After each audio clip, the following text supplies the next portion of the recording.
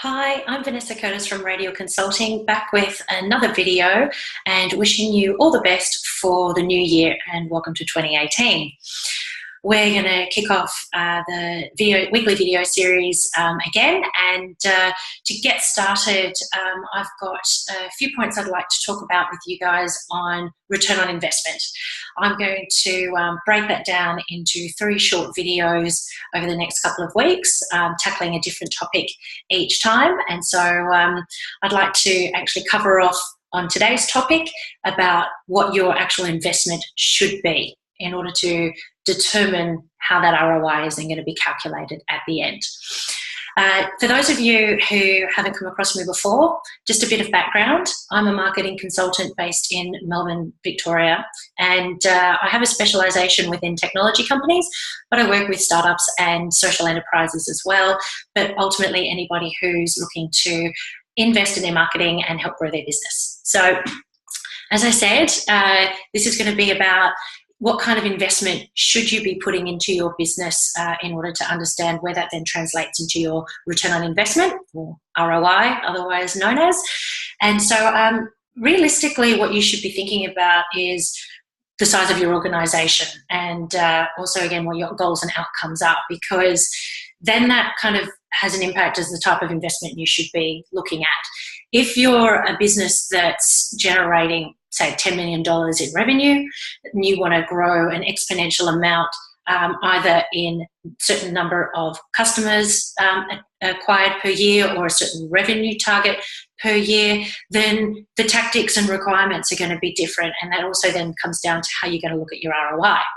If you're going to think about it purely from a financial perspective, I would say that larger organisations really need to invest 10 to 15% of their annual revenue into marketing. So you want to increase by $1 million your revenue for the year.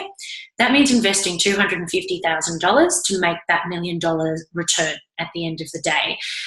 And the reason you'd be investing that large amount of money, like it sounds a lot, $250,000, but it's not just on running marketing campaigns. It's not like you're thinking about putting up some money on PR and some email campaigns. What that really involves is ensuring you've got headcount. So whether you're bringing on an agency, someone like myself, or you're going to bring in someone internally, or other outsourced contractors as well that might be able to help you out. That's also included in what that $250,000 is going to cover. It's also going to look at infrastructure you might require to help enable your campaigns. Do you need to have Salesforce? Do you need Marketo? Do you need MailChimp? There's so many applications out there that you might be required to bring on board to help run your marketing campaigns. Then you're also looking at maybe even a PR agency to come on board and help you out. So don't think about it just in terms of tactics and maybe running an event, because at the end of the day, you're also going to look at trade shows, and they cost a lot of money at that really large scale company size. They're the things you're going to be putting your money into, and they do cost a lot of money, upwards of 50 grand just for a trade show on its own. So that's how you're going to end up making your money. You're looking at whatever your investment's going to be, making 4 times on that. Now, this is all based on standard benchmark practices in terms of where the industry is. When you're going to look at how to get those numbers around, it's really kind of standard, and I can do the maths on it for you if you like. I do this all the time with my clients. I sit down with them and we look at where they want to go and how we're going to transition. Now, this also depends on the amount of time we need to take to get there. So this is not all going to happen overnight. We're going to have to look at this kind of transition occurring most likely over 12-month cycles. So in terms of understanding where that investment is going, we put that across the board. We look at devising that strategy to make sure that in order to achieve your $1 million, and that where that investment of $250,000 is actually going to go. And I show you how, when I'm putting the maths together, as I do with my clients, that you see the progression of where that's going to come through and filter through with the lead process. For smaller businesses, obviously, you're not going to have that kind of investment to go forward, and the strategy and the tactics are going to be very different as well. So you've got to also still consider ultimately 10% of your annual revenue to go into your marketing strategy.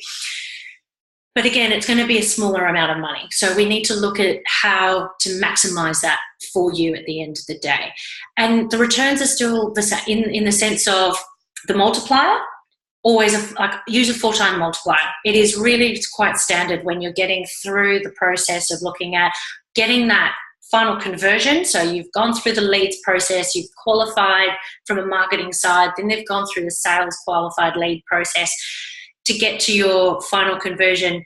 Whatever that investment is going to be overall in your marketing, you want to multiply that by 4 to know that that's where your figure is going to be. So, or divide it. Take it either which way, reverse engineer it. So $1 million, $250,000 investment.